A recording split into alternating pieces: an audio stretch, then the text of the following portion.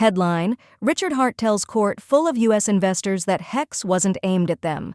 Published at 6:47 p.m. UTC, November 1, 2024. On Thursday, an Eastern District of New York courtroom filled with over 70 bystanders to hear Richard Hart's lawyers argue his case for dismissing the SEC's lawsuit against him and his crypto projects HEX, PulseChain, and PulseX. At the outset, Hart's lawyers contested jurisdiction, asking the judge to dismiss the lawsuit entirely because, in Hart's view, the SEC lacks jurisdiction over him and the entities it is suing. In Hart's view, although he grew up near Pittsburgh, Pennsylvania, he lived in Finland and elsewhere abroad during the time periods in question. Moreover, he believes the unincorporated entities HEX, PulseChain, and PulseX are not subject to the jurisdiction of U.S. courts. Subheading First Order of Business: Jurisdiction.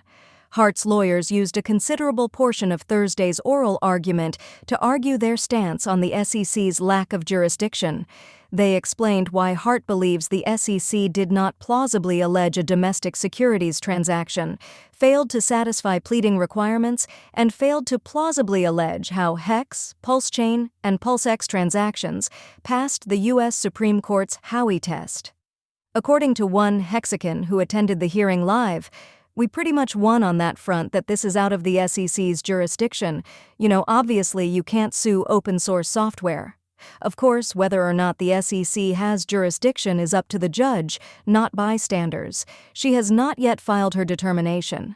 That bystander also claimed that the SEC's chronology of events contained errors that weakened the commissioner's case during Thursday's hearing.